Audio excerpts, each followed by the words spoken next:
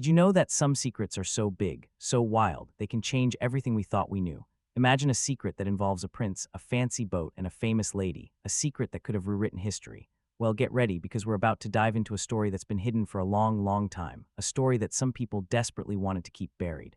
But now it's bubbling to the surface, and once a secret like this starts to come out, there's no stopping it. This isn't just a tale, it's a peek behind the curtain of a very famous family, where silence can speak louder than words, and old connections can come back to bite you. So buckle up, because this story is about to get interesting, and it all starts when someone who knows a lot decides to stop keeping quiet. Imagine a big fancy boat sailing on the sea. On this boat there was a prince, Prince Andrew, and there was also a new Duchess, a fancy lady who just got a new title. This was years ago. The story says these three people spent 3 days together on that boat, far away from everyone else. And guess what? Something important supposedly happened after that trip, something that could have changed everything. They say a baby might have been on the way, but then it all stopped suddenly, and the future changed before anyone ever knew. Sarah Ferguson, who people call Fergie, knew Prince Andrew very well. She knew what he liked to do and where he liked to go. She also knew when someone was very ambitious, like wanting to be important. She had seen it herself for many, many years. So when Meghan Markle became part of the royal family later on, Fergie didn't see it as a new story. To her, it was an old story, a secret that was carefully put away and meant to be forgot. But now, that secret is coming out. When the person who kept the secret safe stops doing so, the past doesn't stay hidden. It wants to be told. And this is where the real story begins. When Sarah Ferguson stops keeping quiet for someone, it means a lot. Fergie didn't need anyone to explain what happens on fancy boats. She had seen it all up close, long before Meghan Markle was even famous. Now this is where the story about Meghan and Andrew gets a bit dark. Many years later, Meghan told a story about meeting Prince Andrew for the first time. She said she didn't know who he was, that she thought he was just a regular guy holding the Queen's purse. To regular people, it sounded like a fun, harmless story, almost cute. But to Fergie, it sounded impossible. Andrew wasn't a nobody. He wasn't someone you wouldn't notice. He wasn't a man you just wouldn't know, especially if you had studied the royal family, dated rich people, and then married into the royal family yourself. Even more important, Andrew was not new to the kind of fancy places Meghan had already been going to. Fergie understood something that most people didn't. When people want to make it seem like they don't know someone anymore, they use special words. They do this when being close to someone before is not good for them, when they need to change their past to make it look nicer. The story about the purse holder didn't mean Meghan was innocent. It meant she wanted to act like she didn't know him. And people usually want to act like they don't know someone when something happened before the official story started. Some secret information came out quietly and was shared with only a few people.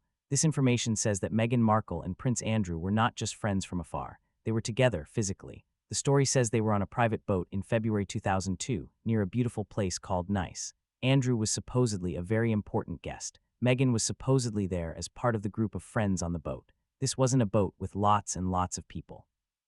There weren't many different floors or lots of people you didn't know. Everyone knew who everyone else was and why they were there.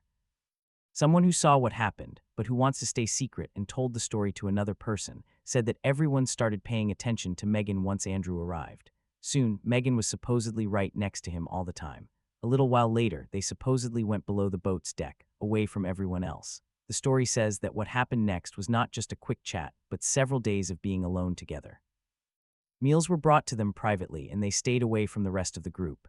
When they finally came out, things were different between them. The people on the boat noticed it. People started talking, and the story stayed with the people who saw it, even as many years passed and everyone went on with their lives. For Fergie, this wasn't surprising news. It just confirmed something she had known for a long time but never said out loud. Because some stories don't come out when they happen. They come out when the people who kept them secret stop doing so. What matters most in stories like this is not just what happened when they met, it's what happens after. The story says that Meghan and Prince Andrew did not stop talking after the boat trip ended. They talked more, they kept in touch. At least one of them thought something important had started between them. But Andrew went back to London and did what he has supposedly done many times before. He stopped talking to her. Meghan's calls went unanswered. Her messages were not replied to. In the end, his helpers were told to stop all contact from her. The door was closed, completely shut. Whatever had happened was now put far in the past. In the royal family, this is not strange. Keeping your distance is how you make problems disappear. But this is where the story gets more serious because the silence wasn't easy. The story says Meghan tried many times to reach Andrew after he went back to England. not just once or twice, but over and over again. There was something she believed he needed to know. What that information was explains why she was so urgent and why there was so much silence after. The claim is that Meghan believed she was pregnant. If this was true, it would have changed everything. Not just for her, but for the royal family too.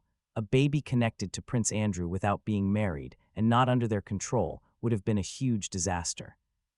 But still, her calls were never returned. Andrew didn't talk to her. He didn't answer. He stopped all contact completely. For someone used to getting what she wanted, that rejection would have been very clear. The story says, with no answer and no way forward, a decision was made. The pregnancy did not continue. After that, they stopped talking altogether. Whether this is true or not, this part of the story helps explain something that has always felt a little off.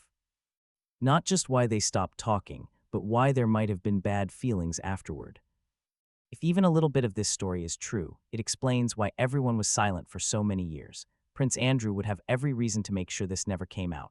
Meghan would have every reason to move on and create a new future for herself. And the royal family would have every reason to bury it completely. There were no pictures, no official papers, no one willing to come forward and say what they saw, only memories. The people who supposedly saw it were young, travelers passing through, guests, not important people with power or protection. And as time went by, life moved on until many years later, when Meghan came back into the royal world through a different door. That's when this past would have become dangerous again because they were close again, and history came back up. When things get tense in powerful families, choices are made very carefully, not based on feelings but on smart plans. Meghan Markle is in a very open position. She's connected to the royal story, but the royal family doesn't protect her. She doesn't have hundreds of years of family protection behind her. She doesn't have special protection because of her family bloodline. And most importantly, she is no longer useful to the people who once helped her stay inside the royal family. That means she can be let go. Prince William has nothing to hide. His place is safe. His story is clean. There's no way to get anything on him. King Charles, on the other hand, is careful. He knows about secrets coming out. He knows how quickly stories can fall apart. But even he knows which fights to pick and which small pieces to let go. Meghan becomes the way to let off steam. Her story is the one that can be told without breaking the whole system. Her truth can be given up to protect bigger things. And Sarah Ferguson understands this perfectly. If a secret must be told, Meghan's secret is the safest one to tell first. This isn't about two different people fighting. It's like two mirrors crashing into each other. Sarah Ferguson and Meghan Markle are alike in more ways than just being close to royalty. They think alike. Both understand how important status is. Both understand how to get access to important things. Both know how relationships become valuable like money and how quickly people stop being loyal when you're no longer useful. They don't act based on feelings. They act based on smart plans. For years, Fergie did what she was supposed to do. She stayed close. She stayed quiet. She kept up appearances. And because of that, she was allowed to stay. Meghan followed a similar path, making friends with important people, cutting off ties with less important people, and changing stories as things changed. People were valuable until they weren't, useful until they weren't. The difference is when all this happened. Fergie learned the rules the hard way, through losing things, getting into trouble, and just trying to survive. Meghan thought the rules would always change to help her, and that thought is where everything went wrong. Because when two people who think alike fall out, the fight isn't about feelings, it's about destroying each other. And the moment Meghan chose to keep her distance instead of being polite, she didn't just ignore a friend, she made that friend a witness. This is where Sarah Ferguson's part becomes very important. Fergie didn't need proof. She didn't need pictures or official statements. She lived close enough to Andrew to know how he usually acted. She knew the fancy places he liked. And she knew when stories were being quietly managed instead of being directly dealt with. She also understood Meghan's ambition because she recognized it. That is why this secret stayed hidden for so long. Because as long as everyone gained something from staying silent, the silence continued. But that balance has changed. Fergie no longer gets protection from the royal family. Meghan is no longer liked within it, and Andrew has always relied on other people to deal with his past problems. What happens when the one person who knows how all these pieces fit together stops protecting the silence? Secrets don't just disappear, they wait. And when someone with a good memory, a reason to speak, and nothing left to lose decides to talk, even indirectly, the past doesn't whisper. It comes back up, and once it does, the story is no longer about rumors, fancy boats, or saying things aren't true. It becomes about who knew and who chose to stay quiet. And that is the kind of truth the royal family has always been most afraid of.